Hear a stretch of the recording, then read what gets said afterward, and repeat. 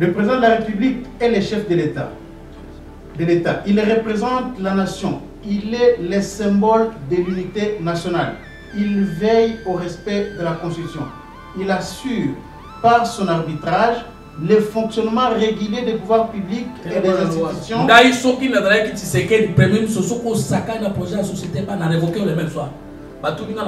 Mais on a fait de moi l'arbitre de la République démocratique du Congo, l'article 69. Arbitre. Arbitre ce qui n'a match abimisio okobima. Et vous avez vu comment Ilungamba a tenté de se moquer du chef de l'État. Vous avez vu avec cette constitution comment les ordonnances du chef de l'État ont été repoussées par le ministre pour les exécuter. Et même si vous n'aimez pas Tshisekedi, vous allez accepter demain que vous êtes chef de l'État, qu'un ministre puisse dire je n'exécute pas votre ordonnance. Vous dites que Tshisekedi veut s'éterniser au pouvoir. Mais entre nous soit dit, quelqu'un qui a dit qu'il voudrait qu'il soit remplacé par une femme à la tête de l'État, cet homme veut s'éterniser au pouvoir. À Kisangani même où il a dit, parce que notre discours aujourd'hui c'est sur ce qu'il a dit à Kisangani. Il dit quoi? Nazali nzambe te mutako kisama kambonyos ngana kosala ya ngai mais tango mandat na ngai kosila moto ya koyana sima na ngai. C'était la phrase qui précédait Constitution ezamabe et c'est ngai to vandela yango. Mais quelqu'un qui veut s'éterniser au pouvoir parle de l'après lui avec un autre. Des élections de février à mai 2016, vous avez les élections générales, vous avez le président de la République, vous avez le président du Sénat, vous avez le président de la Chambre des représentants. Et maintenant, regardez comment le monde est mort dans cet article ici. C'est cette constitution qui a tué le monde. Et c'est la même constitution qui a tué Kassabou. Et c'est la même constitution qui a tué Mobutu. Et c'est la même constitution qui a piégé le peuple congolais. Maintenant que nous avons la chance de quelqu'un qui est au pouvoir, qui n'a jamais pris une arme, même dans son passé. Tshisekedi aboma atangungite na Congo na lisasi na kosi na tata na ye bakoki ko mata bébé ya 6 mois ba mona pe makila congolais. Élection même qui est chef de l'État et ça peut être d'organiser ça qui est.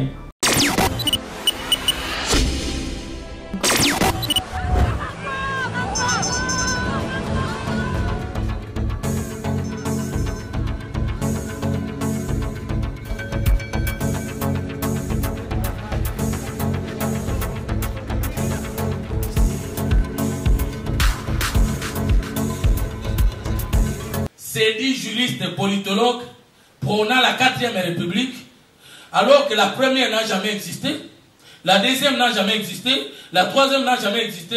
Comment allons-nous aller à la 4e? Non, nous demandons au chef de l'État de nous créer une nouvelle République. Les fondements, je commence. Et c'est par là que je vais établir le péché originel. On dit, nous serons régis désormais par la loi fondamentale belge pour une transition de 4 ans. La loi fondamentale belge va nous prendre de 19 mai 1960 jusqu'à 64, après que nous ayons nous-mêmes gagné, organisé un pouvoir constituant et que nous aurons bâti les élections la campagne constitutionnelle. Chef de l'État qui s'engage. On dit, les lois qui nous régissent là vont rester en vigueur jusqu'à ce que nous ayons les institutions propres qui seront organisées par nous-mêmes quand le peuple sera reconnu. Je fais quand même une grande différence entre la reconnaissance de l'État et l'existence de son peuple. L'État congolais était reconnu depuis 1985. Il est devenu colonie belge en 1908. Mais le peuple congolais jusqu'à 1960 n'est pas encore reconnu et sa constitution n'arrive toujours pas. Article 4. Article 4. Les chefs de l'État et les 2 chambres composent le pouvoir constituant. Ah, Tobandi. Vous voyez que c'est plutôt une constitution de Boya dans le débat. Vous voyez que sauf un politologue ivré, distrait, inconscient, qui n'a pas bien assimilé les sciences politiques, peut être inférieur à un juriste sur les questions de la Constitution. Et là, il n'a jamais été politologue. Et quand le politologue s'est dit spécialiste en question de la Constitution, pas sur autre chose, c'est seulement sur les aspects liés à son objet d'étude. Les questions liées à l'État, les questions liées au pouvoir global, les questions liées aux institutions politiques. Mais d'autres questions liées à la nature économique de l'État, tout ça, ça peut lui échapper. Parce que la Constitution inclut tous les aspects de la vie d'un peuple. Et personne n'est expert de dans tous les domaines de la vie. Et voici comment nous naissons. La Belgique nous donne une constitution. Et nous dit, vous quittez la colonie. Et voici la loi fondamentale qui est un phénomène de transition qui va vous aider à organiser votre peuple jusqu'à exercer sa souveraineté, battre sa propre constitution. Alors, des élections de février à mai 2016, vous avez les élections générales, vous avez le président de la République, vous avez le président du Sénat, vous avez le président de la Chambre des représentants. Et maintenant, regardez comment le monde est mort dans cet article ici. C'est cette constitution qui a tué le monde. Et c'est la même constitution qui a tué Kassavou. Et c'est la même constitution qui a tué Mobutu. Et c'est la même constitution qui a piégé le peuple congolais. Suivez. Lumumba a la majorité au Parlement. Lumumba a la majorité aux chambres basses. Maintenant, d'après cette constitution, on va donner les pouvoirs exécutifs à qui? C'est quoi l'article 7? Je ne m'abuse pas, j'en prends des yeux. L'article 7, hein? Oui. Article 7. L'État est constitué de... C'est l'article 17 et 22. L'article 17. Le pouvoir exécutif tel qu'il est réglé par la présente loi appartient au chef de l'État sous les contreseins du ministre responsable. Vous voyez comment on dit l'avenir d'un pays? On a un premier ministre qui a la majorité au Parlement, dans toutes les deux chambres. On a un premier ministre qui a la majorité dans toutes les provinces. Mais l'article 17 de la loi fondamentale dit que le pouvoir exécutif appartient au président de la République et au ministre responsable de la question en question. Lumumba, s'il est mort, le conflit qui va arriver le 5 septembre 1960 est le produit du piège que l'élite politique belge avait tendu au peuple congolais, à l'élite congolaise. Comme Lumumba il pensait que nous sommes dans un régime parlementaire, c'est que c'est le premier ministre qui a tous les pouvoirs et qui est responsable devant le Parlement, sans savoir que l'article 17 et 22 de la loi fondamentale lui avait ravi tous les pouvoirs. Et pourquoi on lui avait ravi tous les pouvoirs? Mais parce que son pouvoir est issu du peuple, ça incarne la souveraineté populaire et que la Belgique ne voulait pas voir un État indépendant avec un peuple indépendant. C'est deux notions. Je ne sais pas si vous avez compris. La souveraineté de l'État, c'est que vous êtes reconnu sur le plan international, vous pouvez exercer vos droits et devoirs dans le Conseil des Nations. Mais la souveraineté nationale, c'est que le peuple lui-même bat sa constitution par référendum, le peuple lui-même choisit ses représentants et n'exerce le pouvoir dans ces pays que les gens qui ont reçu le pouvoir là, du peuple. Vous avez compris la différence? La reconnaissance d'intention de l'État est discrétionnaire. Même un gouvernement en exil peut être reconnu par un autre État. Ça, tout le monde qui a fait les sciences politiques le sait. Mais nous, ce n'est pas la reconnaissance de l'État, parce que l'État que la Belgique reconnaît ici, c'est l'État qui a été créé par la Belgique elle-même. Nous nous battons pour découvrir les souverains primaires. Il est où dans cette constitution? Vous m'avez compris? Les souverains primaires, c'est le peuple. Vous voyez que Lumumba, qui est l'élite du peuple, les majoritaires du peuple, lui n'a plus le pouvoir. Kassavou va le pouvoir de les nommer et de les révoquer. C'est ce que vous verrez que le 5 septembre, lorsque le président Kassavou va révoquer Lumumba, le premier ministre Lumumba va vouloir siéger, convoquer les deux chambres pour réduire le pouvoir de Kassavou, sans savoir que dans la loi fondamentale belge, on lui a déjà réduit tout ce pouvoir. Et le président Kassavou ne va pas accepter que le Parlement siège parce que le Parlement pourra abroger les dispositions de la loi. Qu'est-ce qui va arriver? Un coup d'État originel. Le péché originel de la République démocratique du Congo, qui exige que tout Congolais normal ne puisse pas dire nous voulons passer de la 3e à la 4e République, comme si la première, la deuxième existait. Parce que n'oubliez pas, d'après la fausse histoire politique, parce que la première République, c'est la République de Kassavou. La deuxième République, c'est la République de Mobutu. Et la 3e République, c'est la République de Joseph Kabila. Ça signifie les 3 référendums. Le référendum de 1964 de Kassavou, que nous allons battre en brèche tout à l'heure, le référendum de 67 de Mobutu et le référendum de 2005. Ce sont ces 3 référendums qui sont, d'après les politologues et juristes, manipulés appelé comme les fondements ou les socles des trois républiques que nous avons connus, alors que la première n'a pas existé. Commençons.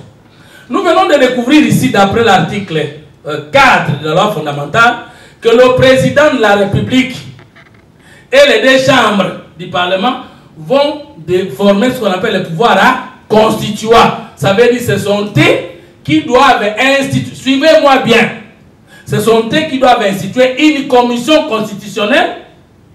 Et cette commission, lorsqu'elle va terminer son travail de proposition de projet de constitution, pour le Congolais une première, cette commission va venir donner au pouvoir constituant, c'est-à-dire le président de la République et les deux chambres, qui vont endosser, et ce sont eux qui vont appeler le peuple au référendum.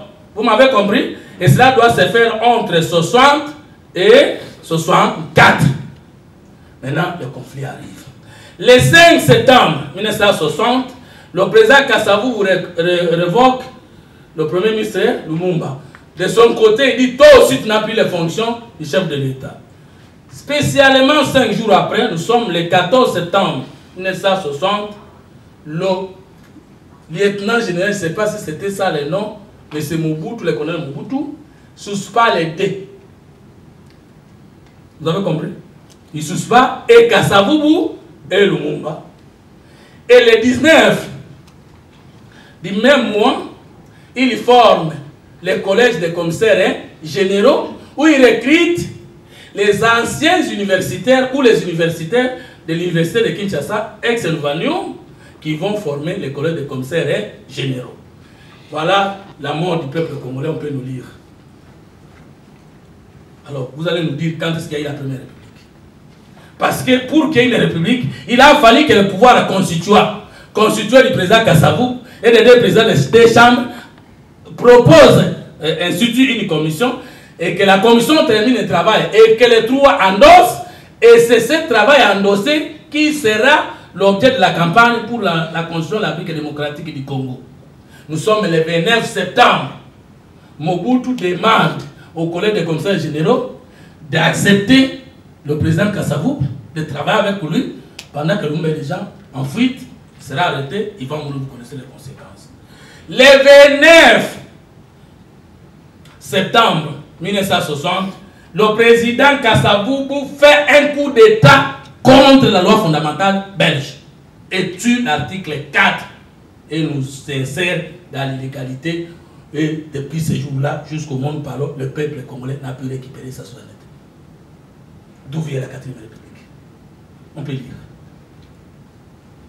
Lisez.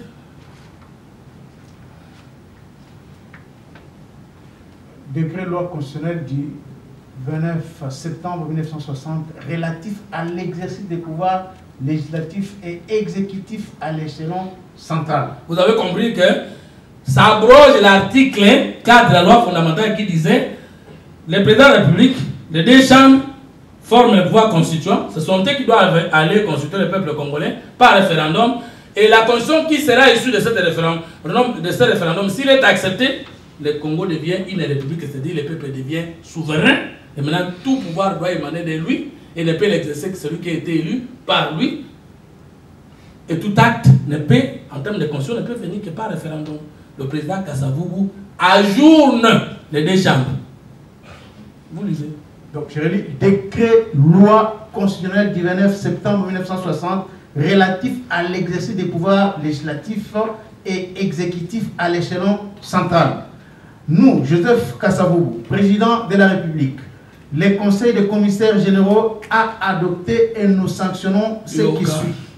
Les conseils des commissaires généraux dirigés par Jean-Marie Bomboko Lukumba Iselenge, qui n'a pas été parmi les élus de la République au premier rang, il devient lui président du conseil. Et le collège des conseils généraux décide si la République, contrairement à l'article 4 de la loi fondamentale belge et contrairement à toutes les élections générales que nous avons connues depuis depuis février 1960 à mai 1960. Le peuple congolais est supprimé. Le vote des Congolais est supprimé. La souveraineté congolaise est supprimée. Les Congolais n'auront plus sa constitution. Vous pouvez descendre. Article 1er. il est créé un conseil des commissaires généraux suivant la proclamation du chef de l'État en date du 29 septembre 1960. Les chefs de l'État nomment et révoquent les commissaires généraux et les commissaires généraux adjoints. Article 2. Jusqu'à l'accomplissement de la mission du commissaire, jusqu'à l'accomplissement de la mission du Conseil des commissaires généraux, 1. Les chambres législatives sont ajournées.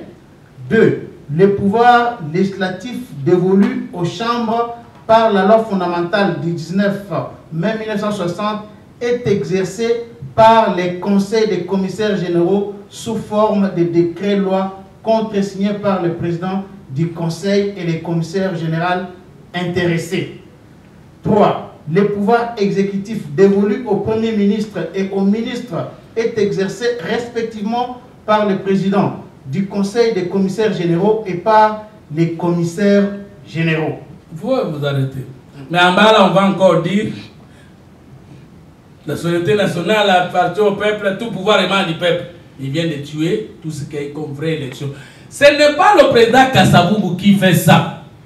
C'est l'élite politique belge qui ne veut pas que le peuple congolais soit souverain, qu'il soit capable de battre sa propre constitution et aussi capable de choisir ses propres dirigeants.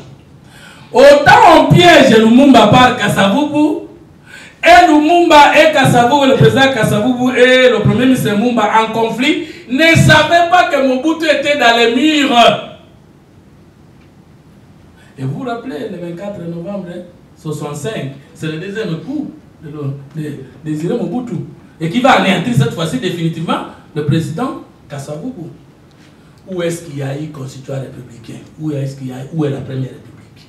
Maintenant, le président Kasavubu, qu'est-ce qu'il va faire? Il va, avec les commissaires généraux, instituer la commission constitutionnelle de Luabourg, contrairement à la loi fondamentale belge, qui sera dirigée par Papa Iléo, et avec comme secrétaire général le professeur Liaou Marcel, et tout est parti, beaucoup d'autres intellectuels qui là, notamment le président Tshisekedi, père personnel et consort. Et maintenant, ce sont ces conclavistes de Luabourg qui vont venir avec une constitution, et c'est la constitution là de la violation du peuple qui va aller au référendum à 64. Vous pouvez nous dire que cette constitution était la constitution du peuple? Ne peut être une constitution du peuple que celle qui a été rédigée par les élus au préalable du peuple. Donc, le référendum de 1964 était le référendum portant pour statuer sur la violation du peuple congolais par les non-élus. À part le président Tshisekedi Kasavubu qui était élu, mais qui a donné un coup dur sur les deux chambres, le premier ministre et consort, et nous ne sommes plus jamais devenus république, c'est ça le péché originel. Prenez la deuxième réaction. Nous sommes à 65, le 24 novembre 1965, c'est le deuxième coup d'état du général Mobutu, c'est pas le lieutenant général Mobutu, qui neutralise Kasavubu et qui va gérer de 65 à 1967 et va faire un nouveau référendum. Vous allez voir dans ce référendum, Mobutu lui-même ne sera pas élu par le peuple. L'État est reconnu, mais le peuple congolais absent. Vous pouvez prendre la dernière phrase, le dernier papier, c'est signé comment? Faites disposition fiscale, non. La Constitution. La Constitution. Hein? Ah, ça c'était le président Kasavubu. On a déjà terminé ça. Maintenant, on prend la Constitution de 1967. Mobutu n'est pas au préalable un élu du peuple. Fait un coup d'État avec des grades militaires sur son épaule et crée une commission constitutionnelle. Et après cette commission constitutionnelle, des gens qui ne sont pas élus par le peuple vont au référendum à 67 et créent la constitution de la deuxième république. Et dans le document, il signe comment? Regardez. La présente loi entre en vigueur à la date de sa promulgation. La présente loi sera exécutée comme loi de l'État. Voilà. Faite à Kinshasa le 23 décembre 1970. Signé Général Désiré Mobutu, lieutenant général. Ça, c'est la loi de septembre. Joseph Désiré Mobutu, lieutenant général. Joseph Désiré Mobutu, lieutenant général. Et Est-ce qu'un militaire est politique? L'armée est apolitique. Un militaire prend le pouvoir le 24 novembre 1960, viole le peuple et lui impose un référendum. J'ai oublié de signaler que le référendum de Mobutu c'était 98,44%. Le référendum de Kasavu c'était 90% quelque chose. Est-ce que le peuple qui s'exprimait là connaissait qu'il est violé? Il a fallu ces politologues, que ces politologues arrivent. Il a fallu que ces juristes arrivent. Il a fallu que ces spirituels arrivent. Il a fallu que ces hommes arrivent. Et nous sommes, parce que Moukoutambo avait tout vendu la Yango. Maintenant, nous quittons ça et je vous rappelle l'histoire parce que nous arrivons au débat. Nous allons aller des constitutions en révision de Mobutu et nous arrivons en 1990. Et on va battre l'acte constitutionnel de la transition avec la conférence nationale souveraine. Est-ce que les délégués de la conférence nationale souveraine étaient élus par le peuple? Est-ce qu'ils étaient envoyés par le peuple? Maintenant, s'ils ont bâti cette constitution, est-ce que c'est la constitution du peuple? Non. Et nous aurons cet acte constitutionnel de la transition de la conférence nationale souveraine jusqu'au 17 mai 1997. Et le président Laurent Désiré Kabila va dissoudre cet acte-là et va faire un décret loi et créer le Congo de sa volonté. Et Joseph Kabila, et rappelez-vous, tous, nous ne sommes pas jeunes ici, quand la FDL est arrivée, vous savez ce qu'on nous disait? Nous sommes venus mettre fin aux pratiques de la Deuxième République. Déjà, Mouzé nous parlait de la Troisième République, mais son fils va encore nous amener une Deuxième et Troisième République. Nous sommes maintenant en 2001, Mouzé est mort à la suite d'un assassinat, coup d'État. Joseph Kabila monte au fauteuil. Était-il élu par le peuple? Maintenant, comment un non élu par le peuple en 2001 pouvait-il aller au référendum avec le peuple en 2005 au mois de décembre? Lui aussi vient violer le peuple. Parce que nous avons défini la République comme régime, système politique dans lequel la souveraineté nationale appartient au peuple, tout pouvoir est moine du peuple, qu'il exerce par référendum, par élection ou par le trichement de ses dirigeants. Montrez-moi que depuis 1960 jusqu'au discours chef de l'État qui s'engage, nous avons une bonne constitution. Pour nier ce que le président Tshisekedi a dit que constitution na biso eza malamu te, et salema ki na mapaya, libanda ya mboka, bana mboka to vande la yango. Si vous n'êtes pas d'accord avec Tshisekedi, parce que vous, tout de suite, là, vous lui prêtez les intentions de s'éterniser au pouvoir. C'est extrêmement grave. Quand Joseph Kabila avait, par ces gens, proposé soit le changement, soit la révision de la Constitution, nous autres, nous avons dit qu'on ne peut pas interdire les débats ou la liberté de penser. Nous allons illustrer avec vous mes émissions en 2014. En France, on écrit dans le panthéon des Français, là, il est interdit d'interdire la liberté de penser, la liberté d'expression. Tout de suite là, au lieu de reconnaître que nous n'avons jamais une bonne constitution, la constitution du peuple, vous dites que Tshisekedi veut s'éterniser au pouvoir. Mais entre nous soit dit, quelqu'un qui a dit qu'il voudrait qu'il soit remplacé par une femme à la tête de l'État, cet homme veut s'éterniser au pouvoir. À Kisangani même, où il a dit, parce que notre discours aujourd'hui c'est sur ce qu'il a dit à Kisangani, il dit quoi? Nazali nzambe tem tokokisa makambo nyonso. Ngana kosala ya ngai, mais tant mon mandat na ngai kosila moto ya koyana nsima na ngai. C'était la phrase qui précédait Constitution Ezamabe et Sengai Tovande la Yango. Mais quelqu'un qui veut s'éterniser au pouvoir parle de l'après lui avec un autre. Maintenant, tout le monde a la liberté de proposer, tout le monde a la liberté d'expression, tout le monde a la liberté de réfléchir, mais le chef de l'État ne peut pas nous proposer une réflexion sur la Constitution. Mais comment les Français sont-ils passés de la Première République à la Cinquième République? Parce qu'il y a des Congolais qui pensent qu'une constitution qui est passée par référendum ne peut pas être changée. Mais comment nous sommes-nous arrivés à la Cinquième République en France si les constitutions référendaires n'ont-elles pas été changées? Donc devons-nous priver à notre esprit la possibilité de réfléchir parce que nous n'aimons pas Tshisekedi? Tshisekedi n'était pas chef de l'État, c'est là que je parle. 50 ans après, Tshisekedi ne sera plus chef de l'État. Nous allons regretter si nous avons raté l'occasion de réfléchir sur notre avenir. Maintenant que lui nous a offert cette opportunité de réfléchir, et réfléchissons. Ne lui collons pas des intentions. Maintenant, chers compatriotes, nous sommes au mois de janvier. Joseph Kabila devient chef de l'État. Il était qui? Général-major. Dans les rues de Kinshasa, il marchait avec les grades militaires ici. Il était un élu du peuple. Joseph Kabila est élu du peuple pour la première fois au mois de décembre 2006. Vrai ou faux? En quelle qualité était-il allé consulter le peuple au référendum? Akangi ata lopango te, mais abali moi ça tieze, mais ce que ça. Parlez-moi maintenant de la Troisième République.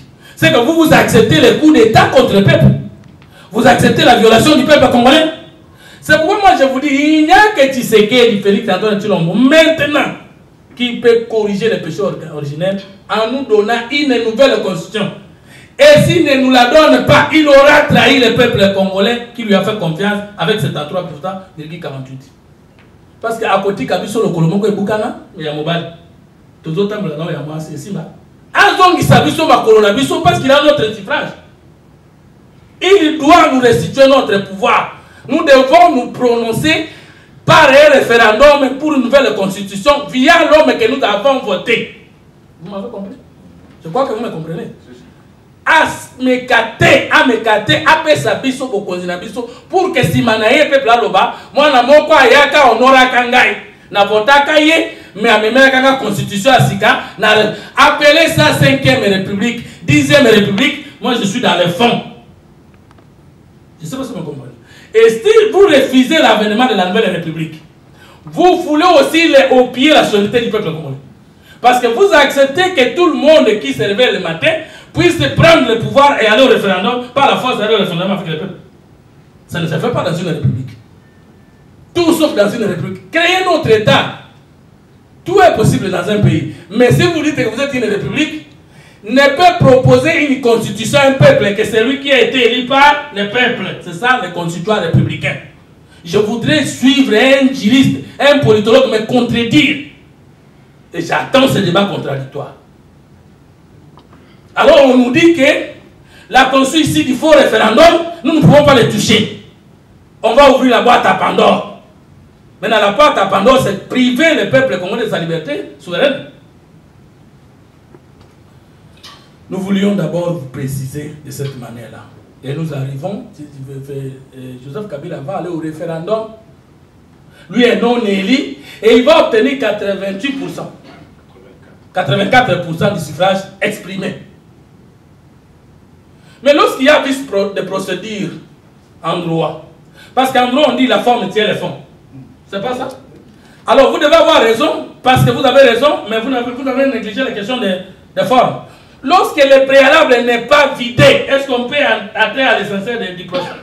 Il faut d'abord vider le préalable, parce que le préalable est une condition, sinon non. Donc comment alors on peut accepter les référendums de 64 avec un coup d'État institutionnel sur la loi fondamentale belge, les référendums de 67 avec un non élu du peuple, les référendums de 2005 avec un non élu du peuple, et refuser l'éventuel référendum de Tshisekedi qui est un élu du peuple. En ce moment, bofinga Tshisekedi te, bozofinga ne peuple congolais. Ata bokufa bibembe na bino bana bakotumba yango. Vous avez compris l'essence de la République et maintenant nous allons prendre le peuple et sa constitution. Papa Jacques, vous pouvez nous prendre maintenant le fond de la question. Deuxième étape maintenant, la souveraineté. Deuxième sujet c'est les souverains primaires et sa constitution. Qui est souverain dans une république? Ce n'est pas l'opposition. Qui est souverain dans une république? Ce n'est pas le pouvoir. Qui est souverain dans une république? Ce n'est pas la société civile. Qui est souverain dans une république? Ce n'est pas n'importe qui ou qui le voudrait. Et la souveraineté veut dire l'existence d'un être, d'une personne, avec l'absence d'un pouvoir supérieur à lui, à elle, sur tout ce qu'il veut faire concernant ce qui lui appartient ou ce qu'il est, reconnu par les autres peuples ou les autres individus, dans ou en dehors du pays. Vous avez compris la souveraineté? La souveraineté du peuple, c'est que si vous êtes un peuple souverain, aucun autre peuple ne peut choisir vos dirigeants. Aucun autre peuple ne peut aller avec vous dans le référendum et aucun autre peuple ne peut venir vous diriger. Maintenant, la souveraineté, c'est cet acte-là qui fait que le peuple est libre de faire ce qu'il fait. Et le peuple dans la démocratie républicaine est appelé souverain primaire. Or, si vous reconnaissez le peuple congolais le titre de souverain primaire, Joël Cadet, vous devez savoir qu'il n'y a pas de souverain primaire s'il n'y a pas de souverain secondaire. Et si vous reconnaissez qu'il y a des souverains primaires, vous devez tirer les conséquences qu'il y aura même un troisième souverain tertiaire. Je vais démontrer avec la Constitution que vous défendez que dans ce pays-là, il n'y a que 3 souverainetés. Notre pays ici. Mais avant d'y arriver, il faut que je définisse la Constitution parce que je ne veux pas que les questions des journalistes n'entrent pas dans les débats. C'est quoi la Constitution? Les autres disent que Tshisekedi n'a pas le droit de proposer un référendum. Ce n'est pas le moment. Les autres disent qu'il faut le consensus national. Les autres disent qu'il faut le social. Les autres disent on va ouvrir la boîte à Pandore. Les autres disent nous allons diviser le Congo. Mais définissons la Constitution. La Constitution n'a jamais été un document ici du consentement ou de l'unanimité de tout le monde dans un pays. Faux. Il n'y a jamais une Constitution, bonne soit-elle aux États-Unis, en France, qui a été acceptée par tous les Français, de tous les courants politiques et de tous les bords politiques. Ça n'existe pas. Pour preuve. Lorsqu'il y a un référendum, il y a combien de personnes qui se prononcent? Il y a ceux qui sont pour, il y a ceux qui sont contre, il y a ceux qui s'abstiennent et ceux qui sont non alignés. C'est pas ça? Aux États-Unis comme en France, il n'y a jamais une question d'État qui a été acceptée totalement par tout le monde. C'est pourquoi on parle toujours de la majorité des votants. Et quand on dit le référendum de 1964 a eu 88%, ça veut dire que 12 n'ont pas voté. Est-ce que c'était tout le monde? Quand on dit c'est de Mobutu 98%, même si c'est vrai ou c'est faux, 2% n'ont pas voté. Quand on dit le référendum de Kabila de 2005, est-ce que tout le monde, vous êtes dans la salle, vous avez voté? Joël, vous vous êtes prononcé? Non, mais il n'était même pas à l'âge de voter, je me dis. Qui a encore voté le référendum de 2005? Personne. Mais est-ce que ça a empêché la Constitution de fonctionner? La Constitution n'a jamais été les documents consentis par tous les acteurs politiques d'un pays. Et je vais vous décevoir. Toutes les constitutions, j'entends comment on appelle ça? Un constitutionnaliste qui dit comment pouvez-vous prendre le testament d'un individu, Tshisekedi, pour en faire le testament d'un État? Tous les testaments et toutes les constitutions du monde entier sont les constitutions des individus. Quand est-ce qu'on attend appliquer ce projet de société? C'est quand on arrive au pouvoir. Comment on veut dire que le projet de société de l'IDPS ne peut pas diriger le pays, le testament de Tshisekedi ne peut pas diriger le pays, alors que le peuple d'abord qui dirige le pays maintenant, c'est le projet de société de Tshisekedi? Je ne sais pas si vous comprenez. Mais qui dirige le pays maintenant? C'est le projet de société de l'IDPS allié. Et hier, c'était le projet de société du PPRD allié. Et avant-hier, c'était le projet de société d'un père. Demain, ce sera le projet de société de Jalka et allié. Je donne seulement l'exemple. Ça vient d'où? Mais la Constitution, c'est un pacte politique qui est signé entre les hommes qui sont au pouvoir et l'opinion nationale sous le regard de l'opinion internationale pendant un moment. La Constitution est toujours signée. Toutes les constitutions du monde entier ont été données par ceux qui sont au pouvoir. Il n'y a pas une seule constitution qui a été donnée par la société civile ou par ceux qui ne sont pas au pouvoir. Parce que la constitution dans sa dimension d'être une loi, elle doit être promulguée. Vous êtes de l'opposition, vous allez la promulguer comment? Nous avons vu la constitution de 1964 a été promulguée par qui? Par le président Kassavou. La constitution de 1967 a été promulguée par qui? Le président Mobutu. Et la constitution de 2006 a été promulguée par qui? Le président Joseph Kabila. Bon, vous êtes du pouvoir. Vous ne voulez pas changer la constitution. Mais vous avez bololé.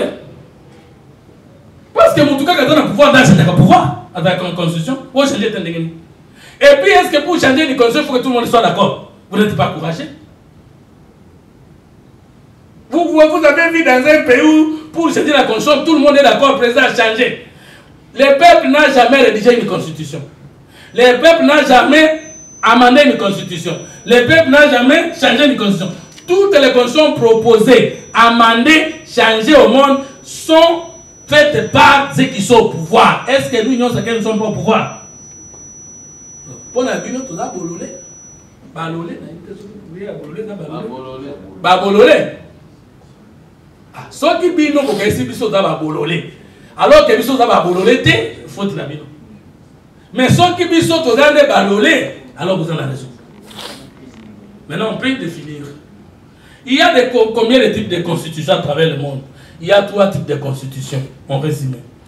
Il y a la constitution octroyée, la loi fondamentale belge. C'est une constitution octroyée parce que les Belges sont en Belgique et ils donnent aux Congolais une constitution qui va réagir depuis 60 à 64.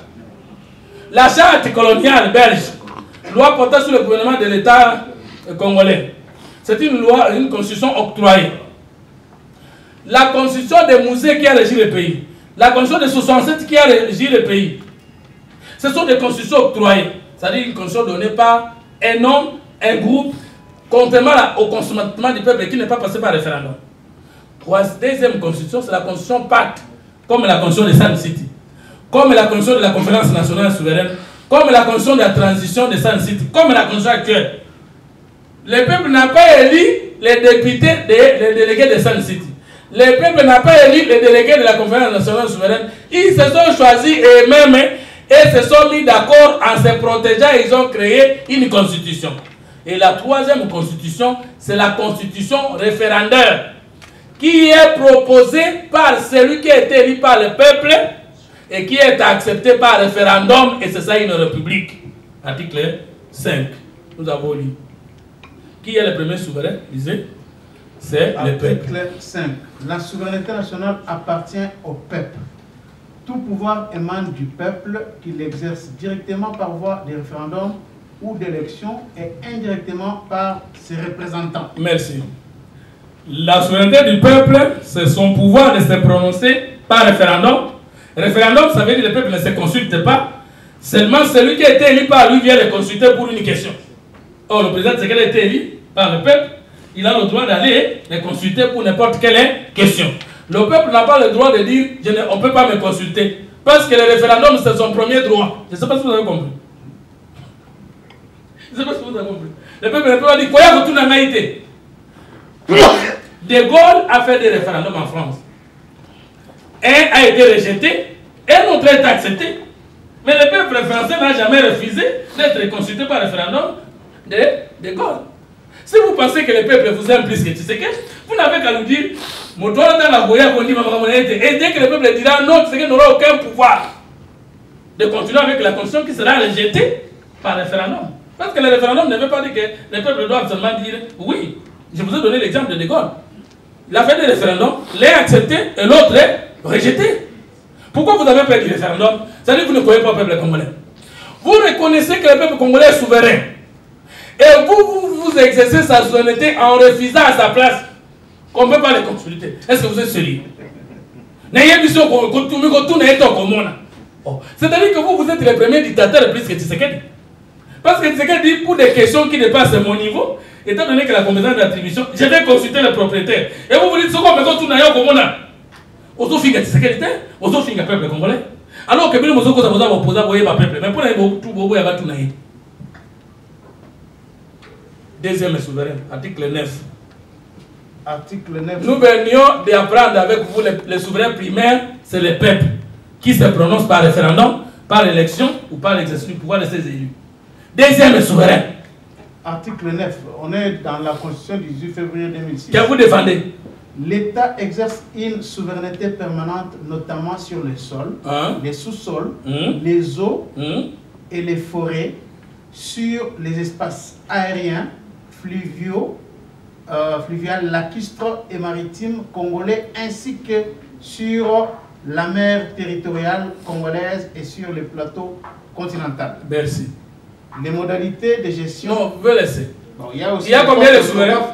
Allez-y. Oui, des grandes fautes. Il y a beaucoup de fautes. On ne va même pas toucher à ça. Les espaces aériens, au lieu d'écrire fluviaux, on a écrit fluvial. Oui. Donc, c'est pas... Il y a beaucoup de fautes. Alors, je vous pose la question. Il y a combien de souverains maintenant? On nous apprenait toujours en droit en sciences politiques. Les souverains primaires, c'est le peuple. Mais on ne savait pas que s'il y a un souverain primaire, c'est qu'il y a un souverain secondaire. Le deuxième souverain, c'est qui? C'est l'État qui, en droit, signifie la personnification juridique de la nation. C'est-à-dire la personne spirituelle, la personne morale, la superstructure sociale, les grands services publics Donc Fumuto est expert. Et on dit à Fumuto qu'il ne peut pas parler de la Constitution parce qu'il n'est pas constitutionnaliste. Au contraire, je me tais. Parce que comme l'Angleterre va il est énervé, mais bientôt. Alors on dit l'État, parce que l'État s'organise de trois façons. Plusieurs individus reconnus, membres d'une communauté, d'une nationalité. Mais ces individus disent que la démocratie directe n'est pas possible. Créons une structure en termes d'organisation qui va gérer nos intérêts généraux et particuliers. C'est alors qu'on crée l'État. Mais on dit, mais si nous créons cette personne-là, il faut qu'on prenne quelques-uns d'entre nous pour diriger cette personne-là à notre profit. Je crois que vous comprenez ce que nous sommes en train de dire. Le deuxième souverain, c'est l'État. Maintenant, on a un troisième souverain. Dans cette condition, il y a trois souverains. Ceux qui vont décider, ça là. Au lobby, État lié, ceux qui vont s'aliter, c'est que yo comme un bas d'amboko. Deuxième, article 68. Article 68. Article 68 dit ceci. Les institutions... Non, prenez les titres d'abord. Les titres. Titre 3. De l'organisation et de l'exercice du pouvoir. Donc vous avez compris qu'on a dit tout pouvoir émane du peuple et qu'il exerce par référendum, par élection ou par ses dirigeants. Maintenant, le peuple sert de son pouvoir en dehors de l'État, dans les subdivisions de l'État. C'est ce que ça veut dire. Un seul pouvoir. J'entends toujours dire, le chef de l'État veut tout neutraliser, toutes les institutions, le Parlement devient une caisse de résonance. Tous les parlements du monde entier sont des caisses de résonance de leurs présidents.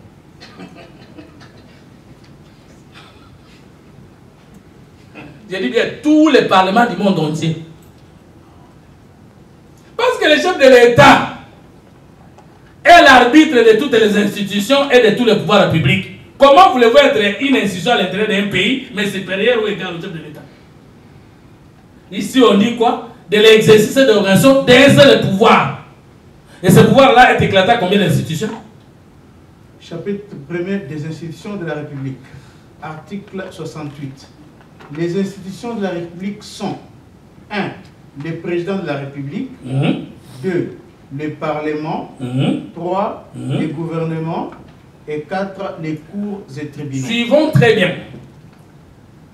Dans la souveraineté que nous avons vu donnée à l'État par le peuple dans l'économie de l'article 9, cette souveraineté ici au Congo s'éclate en 4 institutions. L'institution président, l'institution parlement, l'institution gouvernement et l'institution cours et tribunaux. L'ensemble de ce qu'on appelle les pouvoirs publics et les institutions de l'État. Vous avez compris? Personne ne peut exercer la souveraineté de l'État s'il n'est pas revêtu de ses pouvoirs. Mais dans une république, vous ne pouvez pas être revêtu de ses pouvoirs si vous n'avez pas été élu par le peuple. Et ceux qui nous dirigent aujourd'hui ne sont pas les faiseurs des coups d'État. Ce sont les gens qui ont été élus par le peuple. Ils ont tout le moyen d'aller consulter le peuple. Maintenant, suivez, chers compatriotes. Prenons l'institution président de la République. Je vais vous démontrer que le chef de l'État congolais a des pouvoirs exceptionnels dans cette conception. 1. Sur le plan du pouvoir exécutif. Le président de la République est le chef de l'État. Il y a des domaines de séparation entre lui et le gouvernement. Il y a des compétences exclusives de l'institution président, mais ensuite le chef de l'État convoque les conseils des ministres et le préside. Le président de la République, article 69 de la Constitution, 78 de la Constitution, nomme le premier ministre dans sa discrétion. Il est l'autorité de référent de la majorité au pouvoir. Il a le plein pouvoir exécutif et du politique. Prenons le pouvoir judiciaire. Le chef de l'État est le magistrat suprême.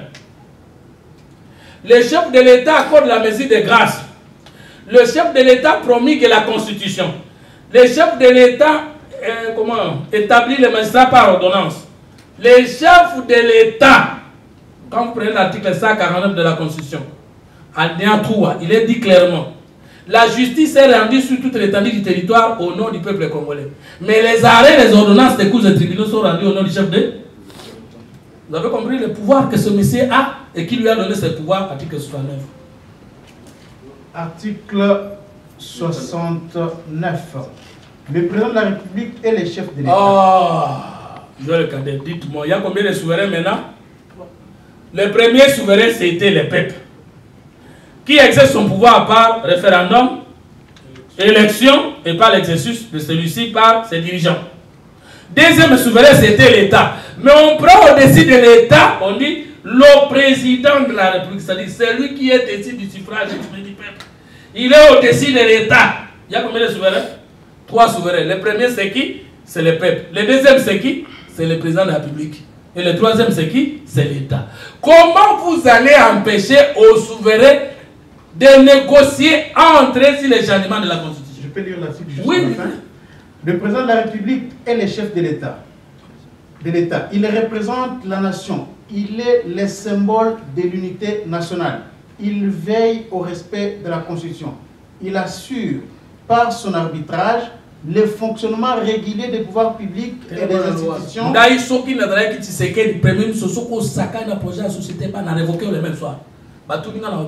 on a fait de moi l'arbitre de la République démocratique du Congo, l'article 69. Arbitre. Arbitre, ceux qui n'ont match à Bimisio Okobima. Ceux qui vont sanctionner, ça sera après. Mais Nathan, il assure par son arbitrage le fonctionnement des institutions et de tous les pouvoirs publics. Donc il assure par son arbitrage le fonctionnement régulier des pouvoirs publics et des institutions ainsi que de la continuité de l'État. Il est le garant de l'indépendance nationale. Notre indépendance là que nous chantons tous les jours le 30 juin 1960, c'est lui qui garantit que ça doit fonctionner ou pas, c'est le président de la République de l'État. Il est le garant de l'indépendance nationale, de l'intégrité du territoire, de la souveraineté nationale. Quand vous dites que vous êtes du peuple souverain, cette souveraineté n'est pas entre les mains de la société civile, ce n'est pas entre les mains de l'Église, ce n'est pas entre les mains de l'Église, ce n'est pas entre les mains des opposants, ce n'est même pas entre les mains de l'Union sacrée, c'est entre les mains d'un individu, d'une personne qu'on appelle le président du chef de l'État. Comment vous pouvez l'intimider comme cacotine dans la réflexion? Il est le garant de l'indépendance nationale, de l'intégrité du territoire, de la souveraineté nationale et du respect des traités et des accords internationaux. Maintenant, je termine. La République pathogène, parce que nous avons été consultés au référendum par les gens que nous n'avons pas élus au préalable. Il nous faut une nouvelle République. Maintenant que nous avons la chance de quelqu'un qui est au pouvoir, qui n'a jamais pris une arme, même dans son passé. Tu sais qu'il dit Aboma Tangungite na Congo na lisasi na. Nakosi. Na tata na ye. Bakoki ko mata bébé ya 6 mois. Ba mona pe makila congolais. Élection même qui est chef de l'État, et ça peut être d'organiser ça qui est. La première mandat. Et ça peut être que le gouvernement il dépasse motikela qui est pouvoir. To voter yé o la main na miso na bino. To pesa ye chance à même abiso na république au batoumnon so bakenda au wapi. Seuls les élus du peuple ont appelé le peuple au référendum. Et si les chefs ne le font pas, à Bomibiso. 2.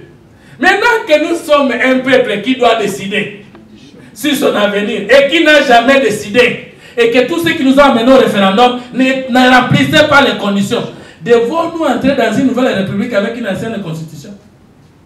Comment ça sera comment? Constituer Zambie, et voici à cause de Zambie. 1. Une constitution digne de foi doit donner la clarté sur le fond de l'État. Nous sommes une république, et oui, personne ne peut aller consulter le peuple au référendum s'il n'a pas été élu au préalable par le peuple. Il faut que ce soit clairement dit. Ça limite tous les mouvements rebelles et toute tentative de prise des armes pour aller à niveau des institutions. Comprenez? L'option fondamentale ne sont pas un royaume. Les fonds de l'État, nous devons cimenter la République en disant vous prenez le pouvoir par la force, vous ne venez pas au référendum chez le peuple parce qu'il ne me connaît pas. En ce moment, tout le monde va se battre pour dire nous avons approché des sociétés bien, nous avons aidé à bien, le peuple a fait le pouvoir, attends, il y a 20 ans, vous comprenez? Cette constitution ne donne pas la clarté, c'est ça. 2. Une constitution qui n'a jamais donné la forme de l'État. Est-ce que nous sommes un État unitaire? Non.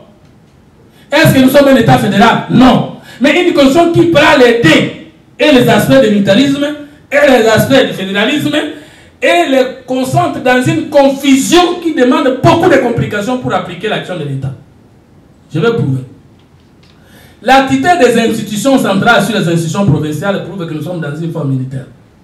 C'est-à-dire la centralisation de la justice, la centralisation de l'armée, la centralisation de la police, la centralisation des services de sécurité, est une preuve, et de toutes les entités qui ne sont pas décentralisées, est une preuve que c'est l'unitarisme.